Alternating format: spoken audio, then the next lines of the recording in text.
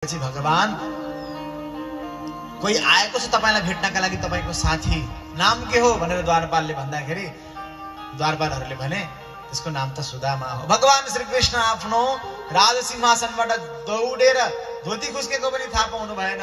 हाम फाल्दै सुदामा भन्दै सु भन्ने सुन्नसाथ दामा भन्नुन्जेल भगवान गेटमा पुग्नुभयो। भगवानले अंगालो मार्नुभयो, गला मिल्नुभयो र आएर आफ्नो राजसिंहासनमा राखेर पाउ पखालेर चरणोदक पिउनु भयो। हे ब्राह्मण देवता, तिमी मेरा साथी मात्रै होइन, ब्राह्मण हौ, तिम्रो त मैले पूजा गर्नुपर्छ भनेर पूजा गर्नुभयो। स्वयं भगवती लक्ष्मीकै अवतार रुक्मिणीजी माताले त्यहाँ बसेर पाउको सेवा गर्नुभयो। सुदामा अत्यन्तै गरिब थिए। खै के ल्याइदेऊ त कोसेली भन्दा सुदामाले के भनौं केही पनि पठाउनु भएन मलाई भाउजूले भनेर भगवान कृष्णले जिस्काइरहनु भएको थियो। केही भन्न सकेका थिएनन्। पछि यो खै भनेर काखी पनि लुकाएको त्यो कनिका, त्यो चामलको चिउराको कनिका, त्यही एक फाँक खानुभयो। एक फाँक खाँदाखेरि संसारभरिको सम्पूर्ण सम्पत्ति सुदामाको खातामा गएर बस्यो।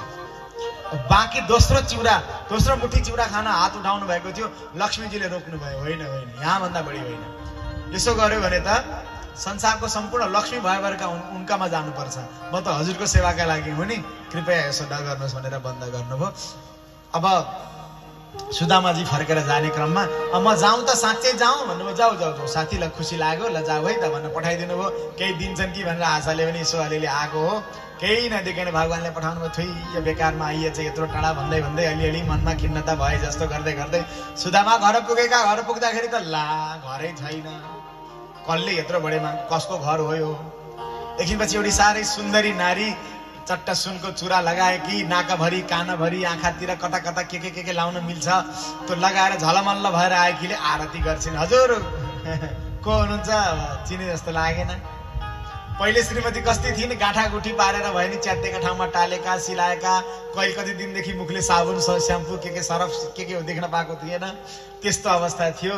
त्यहाँ पुगिसक्दाखेरि झलमल्ल पतिदेव म त हजुर कि पत्नी। ओहो के हो यस्तो? यो घर कसको? यो त हाम्रै घर हो। के भयो? खै के भयो भने साध्य छैन।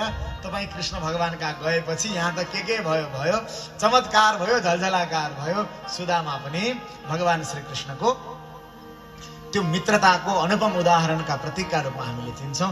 बोल भक्तवत्सल भगवानको। अब यसपछिको प्रसङ्ग के छ भने भगवान श्री कृष्ण